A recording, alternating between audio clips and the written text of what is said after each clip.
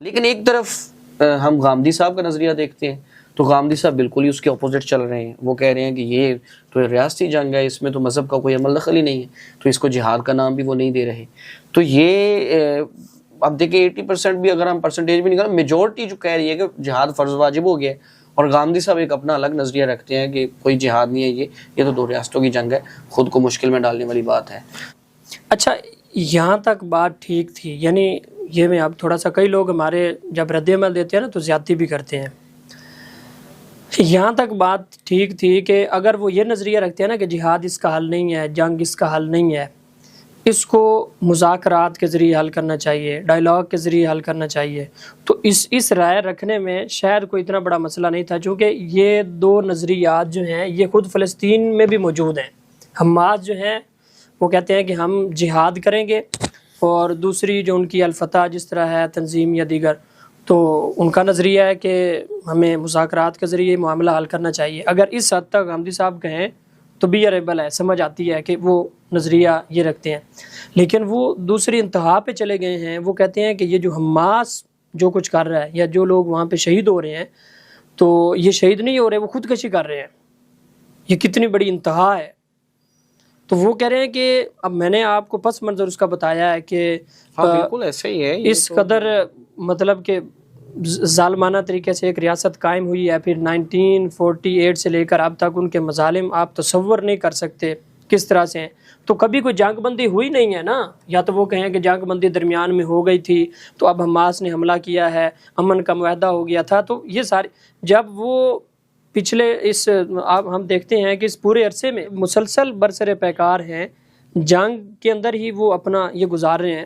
تو وہ جب یہ کہتے ہیں کہ یہ شہید نہیں بلکہ اپنا خودکشی کر رہے ہیں، تو یہ تو ان کے جذبات کو نہیں، یہ تو بہت ہے نا کہ ظالم کو سپورٹ کرنے والی بات ہے اور مظلوم کو جو ہے غلط کہہ رہے ہیں. تو یہ تو بہت دردناک صورتحال ہے. بالکل آپ یعنی تصور نہیں کر سکتے کہ یہ کتنا بڑا جملہ ہے کہ وہ خودکشی کر رہے ہیں. اصل میں ان کے پیچھے ایک ان کا مائنڈ سیٹ ہے.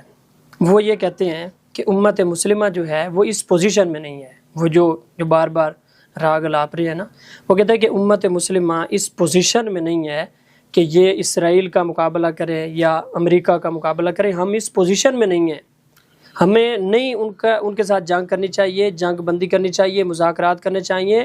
اور وہ تو یہاں تک کہتے ہیں کہ حتیٰ کہ اگر وہ اس کے اوپر قبضہ کر لیتے ہیں بیت المقدس پر تو قبضہ کرنے دینا چاہیے، ہمیں سٹیپ ڈاؤن کر لینا چاہیے. انہوں نے یہاں تک بھی ان سے سوال کیا گیا کہ یہ جو مقدس مقامات ہیں ان کے بارے میں ایک الگ جذباتی رد عمل دکھایا جاتا ہے. تو کل کو اگر وہ بیت اللہ پہ، حرم شریف پہ اور مسجد نبوی پہ قبضہ کر لے تو بھی ٹھیک ہے. وہ کہتے ہیں کوئی مسئلہ نہیں ہے، اس پہ بھی حملہ کر لیں. اور دلیل کیا دے رہے ہیں کہ حضور صلی اللہ علیہ وسلم کے دور میں بھی تو جو بیت اللہ تھا، حرم تھا، خانہ کعبہ تھا، وہ کفار مکہ کے پاس تھا.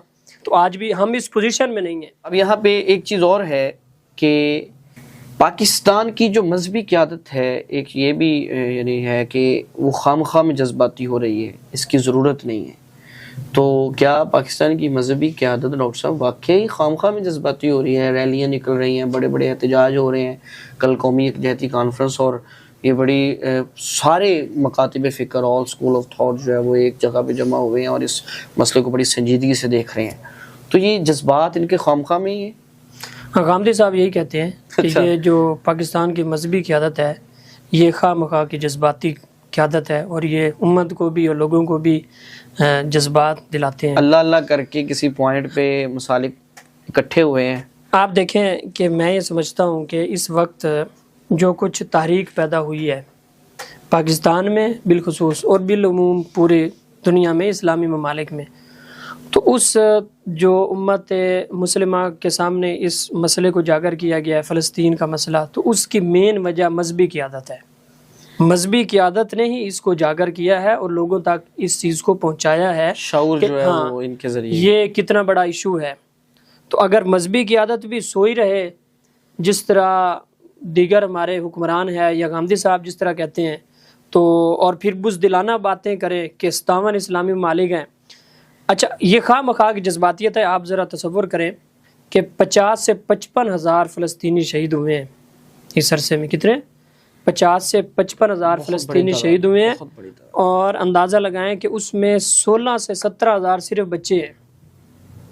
16 سے 17 ہزار بچے ذبح کر دیے جائیں، بموں سے اڑا دیے جائیں، اور ان کے ٹکڑے اتنے اونچے اچھلیں کہ دھوئیں سے بھی اوپر چلے جائیں، اور 50 ہزار لوگوں کو شہید کر دیا جائے، شہر کو ملبے کا ڈھیر بنا دیا جائے۔ اور یہ سب کچھ کرنے کے باوجود بھی اگر علماء اس پر امت کو پکار رہے ہیں اور اٹھانے کی کوشش کر رہے ہیں، حکمرانوں کا ضمیر جھنجھوڑنے کی کوشش کر رہے ہیں، تو غامدی صاحب کہتے ہیں کہ یہ خواہ مخواہ کی جذباتیت ہے۔ پھر وہی بات کہ ہم اس پوزیشن میں نہیں ہیں۔ اس حوالے سے ایک حدیث سنیں کہ یہ جو منظر ہے اور اس میں غامدی صاحب اپنا کیا کردار ادا کر رہے ہیں۔ سنن ابی داؤد شریف کی حدیث ہے، حضور صلی اللہ علیہ وسلم نے ارشاد فرمایا، میری امت پہ ایک وقت آئے گا کہ ان پر لوگ، حضور نے فرمایا تم پر لوگ ایسے ٹوٹ پڑیں گے جس طرح کھانے کے دسترخوان پر، دسترخوان پر جس طرح ٹوٹ پڑتے ہیں لوگ کھانے کے لیے۔ ظاہر ہے دسترخوان کی طرف ہر ہاتھ بڑھتا ہے اپنا حصہ لینے کے لیے، تو کہا کہ اس طرح لوگ تمہارے اوپر ٹوٹ پڑیں گے۔ صحابہ نے کہا یا رسول اللہ ہم اس وقت تعداد میں کم ہوں گے، تعداد ہماری تھوڑی ہوگی، کیوں ایسا ہوگا؟ آپ نے فرمایا ایسا نہیں ہے، بلکہ اس وقت تم تعداد میں زیادہ ہوگے، اور حضور نے فرمایا ہوگا یہ کہ تم اس وقت سیلاب کی جھاگ کی طرح ہو جاؤ گے، اور دشمن کے دلوں سے اللہ تمہارا روب کھینچ لے گا، دشمن کے دلوں سے تمہارا اللہ روب نکال لے گا، اس کو کھینچ لے گا۔ فرمایا کہ تمہارا روب ختم ہو جائے گا اور تمہارے دلوں میں اللہ وہن ڈال دے گا۔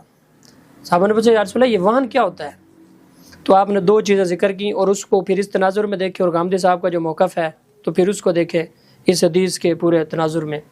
صحابہ نے پوچھا یا رسول اللہ وہن کیا ہے؟ ہمارے دلوں میں اللہ وہن ڈال دے گا۔ تو آپ نے فرمایا کہ دنیا کی محبت اللہ تمہارے دلوں میں ڈال دے گا، اور موت سے نفرت، موت کا ڈر، یہ وہن ہے۔ اب یہی دو چیزیں ہیں کہ 57 اسلامی ممالک اپنی دنیا کی محبت میں یہ اپنی جو ملکی مفادات ہیں کہ اب وہ جو بارڈرز ہیں ان کی لکیریں کھینچ دی گئی ہیں کہ یہ پاکستانی ہے، یہ ایرانی ہے، اور یہ افغانی ہے۔ ملک آگے ہو گیا ہے ہمارا، اور جو امت ہے اسلامی نظریہ وہ پیچھے ہو گیا۔ اسی کو تو علامہ اقبال نے کہا تھا کہ وطن کے والے سے کہا کہ یہ وطنیت جو ہے یہ بھی ایک طرح کا شرک ہے۔ علامہ اقبال اس کو کہا تھا کہ وطنیت جو ہے یہ بھی ایک طرح کا شرک ہے۔ ان تازہ خداؤں میں بڑا سب سے وطن ہے، پیرہن جو اس کا ہے وہ مذہب کا کفن ہے، بازو تیرا توحید کی قوت سے قوی ہے، اسلام تیرا دیس ہے تو مصطفی ہے۔